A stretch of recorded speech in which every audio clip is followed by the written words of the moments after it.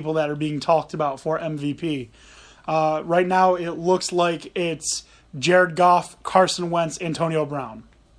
Heading into Week 15, 2017 MVP votes heading in by CBS NFL was Tom Brady at 24.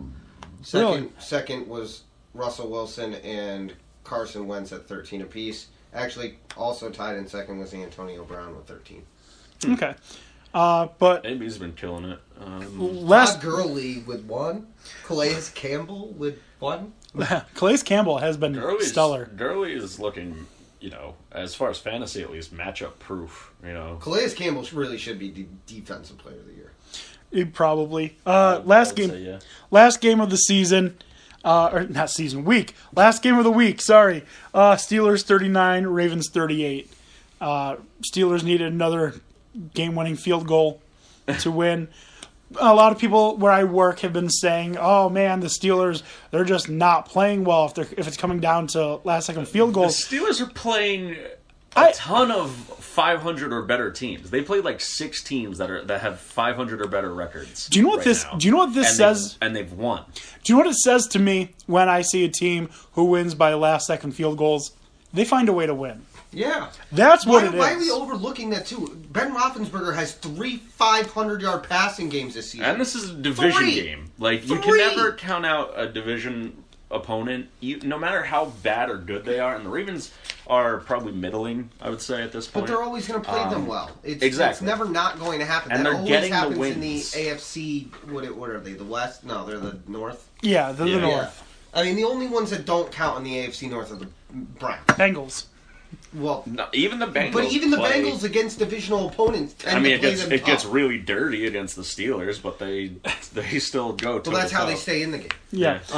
And quite frankly, the Steelers, they may need Roethlisberger to have another 500-yard game next week against the Pats. That wasn't the last game because we didn't talk about the Dolphins beating the Patriots. You're right. Speaking of divisional games, never count a division rival out. And the Dolphins just went and punched the Patriots in the mouth. You're right. You're right. Brady actually has a losing record when playing the Dolphins in Miami. Yes, he does not play well in Miami. Does not. When's the Super Bowl there? Listen. As soon as possible. Listen. Every year until he retires. Hard Rock Stadium. It's got to be soon. Tom Brady. I feel like it is, actually. I know that sounds crazy. Tom Brady and Ben Roethlisberger do not do well in areas where the women are beautiful. They're too distracted. Too distracted. Especially Ben Roethlisberger. Keep him out of the bathroom. Yeah, yikes. Miami actually is the stadium that will be hosting Super Bowl 94 in 2020. Oh, okay. It's the way that it goes. If Brady's not retired by then, I think I might just make him retire. Minnesota is the site of the Super Bowl this year. Yes.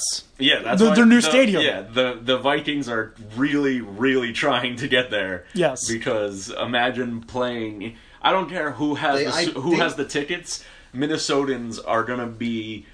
Don't you know? They're gonna be around the stadium, just loud. And if I was the Vikings owner, and you have the Super Bowl, you have your team in the Super Bowl at your home stadium, I'm putting up TVs all around that freaking stadium, and I'm bringing in fans from all over. Bring in massive heaters because it's February in Minnesota. They don't care. If I'm the Minnesota Vikings owner your team is in your home stadium in the Super Bowl, I am throwing out millions to make sure the fans are there, even raucous. If they're outside. Yeah, because I want the team. You want to make the hear them shake. from. Yeah, you want not the stadium. You're talking about the whole building itself shaking. Exactly. But you don't want the roof to collapse. They'll be fine. They just built this. Yeah. And then it's at Mercedes-Benz. The last topic for the NFL, real quickly. I was talking with a friend at work, very good gentleman named Aloy. And he alerted me to the fact that Robert Griffin III is out there campaigning for teams to actually sign him. So my question for you guys, can you think of a team that would realistically sign Robert Griffin III? No. I do want to just point out that Tom Brady had 2 starting caliber quarterbacks sitting behind him. Neither of them are behind him anymore. There's a 3-way if someone fight. Can make him win. If someone can make him effective. There's a potential 3-way fight going on in Minnesota. There's no way the Vikings are going to keep Keenum, Bradford, and Bridgewater. That's so true. 2 of those teams are going, or 2 of those players are going to be playing quarterback elsewhere. Kirk Cousins is as good as gone. He's going to Jacksonville. I'm pretty sure of it. So, if I was him, I would. Where's he from? Who? Cousins. Michigan? I don't know. California? I don't know. Yeah, he played at Michigan State. What's his like hometown? Where would he? Wherever the contract is going to come from. Yeah. But if I were him, I would definitely Illinois. I would definitely He's from Illinois? strongly consider Jacksonville. The only teams that I could see that would have a need for him are going to be the Browns and the Redskins. And oh wait, he burned those bridges. Here's my argument. I would let him try out. Why not? See if he. I'm talking about start. I'm talking about him being a starter. I don't think he's going to be a starter. No, he's not a starter. But unless he really. I think his issue was mostly mental after he came back from the injury. I think he completely lost his mojo because that is a thing. Because he was scared. Yeah, he was scared of getting hit. He could not concentrate at all in the pocket. Because his first season, he was electric. And it wasn't only on the ground. He was throwing brilliant passes. He looked fantastic. Then he gets hurt. I still blame Mike Shanahan for that. And then he comes back and he rushes back. And it all just goes downhill from there. So if he's gotten the mental side of things back under control, then I'd work him out. I'd say, yes, come try out, but I'm going to put you under pressure. And, I'd see how he performs when he's got a legitimate pass rush coming at him. And I don't think he's going to be pretty. I don't think so either, but I'd give him a shot. Okay. All right, Jonah, guys. what were you going to say? In my opinion, personally, if he's out there, that to me would be a bigger slap in the face right now to Colin Kaepernick. Exactly. I think Colin Kaepernick's a better quarterback than RG3 is. If you're going to sign RG3, then you have to legitimately look at Kaepernick. Because I think Kaepernick is just a more durable version of RG3.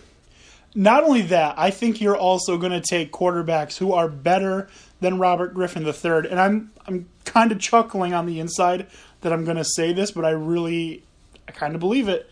Brandon Whedon's a better quarterback than Robert Griffin III.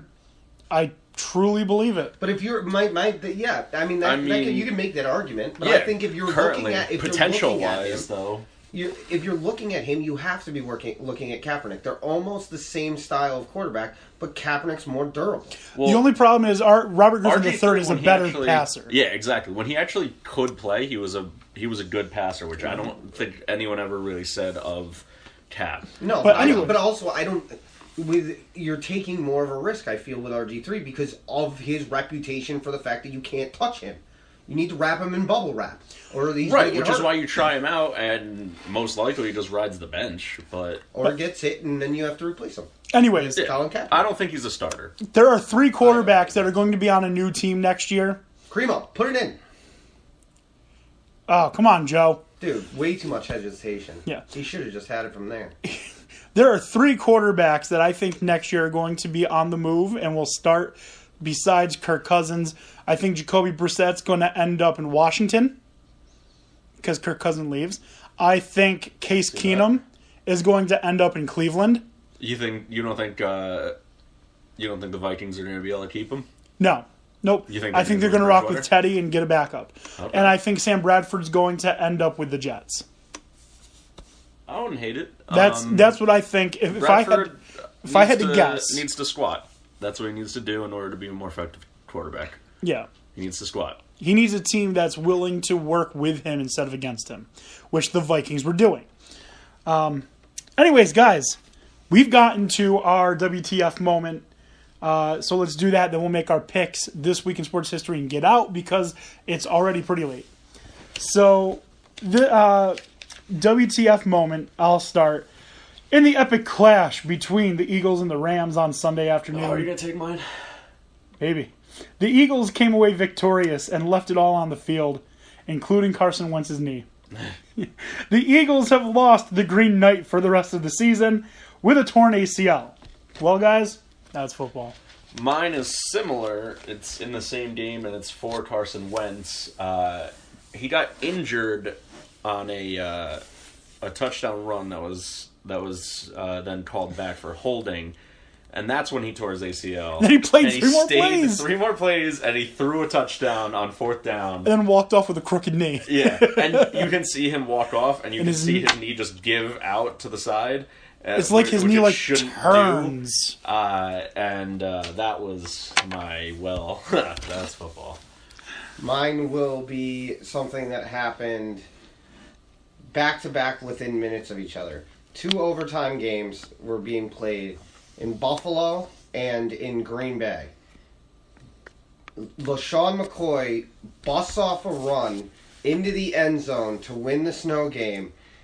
Within 1 minute later, Hundley hits Devontae Adams. Oh, yeah, sorry. Yeah, who runs Adams. And it's in Chicago. Runs in, or not Chicago, who did they play? They played Cleveland. Browns. Cleveland, so they were in Cleveland.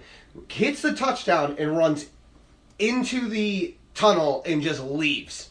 Does not stop.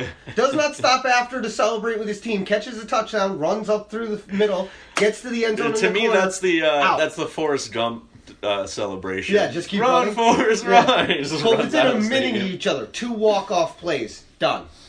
All right. That's football. That's great. You could be watching, break, we get extra football, and it's gone. That's great. All right, guys, time to make our picks. So, last week, the 3 of you, Dan O'Shea, Tony Casper, Dan Beebe, all tied with 6 wins. I went 5-5. You guys went 6-4. So the 3 of you split the games. Dan Beebe picked 3. And we're not going to do them in the order that we normally do. We're just going to go through Dan's 3 first, and then you guys can go. Dan Beebe's first choice is the Las Vegas Bowl with the spread, Boise State versus Oregon. Do either of you guys know the spread for that? I can find it. I don't, but I'm going Oregon. I don't have a choice. Okay, Dan O'Shea with Oregon. Dan Beebe picked Boise State. Spread is a touchdown to Oregon. Give me Boise State to stay within 7. I'll take a touchdown in Oregon. All right. Aren't the... Oregon's the favorite? By 7 points. Okay. The spread actually opened at 7.5, but most places have moved it to a solid 7. All right. Dan Beebe said 7.5, so when he came up with it was 7.5, we'll go 7.5. Okay. You guys still confident with the 7.5? If I think they can win by a touchdown, sure. Yeah. Okay. Yeah, I'll take the half give me point. Oregon. I'll take the half point as well. Sure. All right. Without what's his face? I think he just tells them to go out there and play, and then they do. And because there's not so much pressure. All right. Second game, straight up, Chiefs-Chargers. Who you got? I'm going to go with the Chargers. Kansas City. I think the Chiefs, played well last week, but it was against the Raiders, who are kind of a shell of themselves at this point. And the Chargers are red hot, and they're hot on offense, and they're hot on defense, and I don't think Kansas City is going to be able to keep up. All right. Rivers is playing Divisional out of his game mind. at home, Kansas City. I've taken the Chiefs as well. And then, True, reasons. they haven't won. The Saturday night game, San by the way. Diego Chargers have not won in Kansas City in the past 7 times they've been there. But this is the LA Chargers. should be the Hollywood Chargers. Anyways, the final one for Dan Beebe, Patriots-Steelers game. Who will have more passing yards, Brady or Roethlisberger? He's going with Big Ben. I'm going to go with Big Ben as well. Because the Patriots' defense is nothing compared to the And Steelers. because Big Ben has thrown for 500 yards 3 different times this year. I thought it was twice. I thought it was like 400, Not now, over after 400 this 3 week. times, but I thought it was I thought it was 5. I thought this was his second I'll look one. up his stats. It makes no difference. I am also going with Big Ben for the reasons you listen, also because Brady's Achilles is still hurting him, and his QBR is, like, I don't know,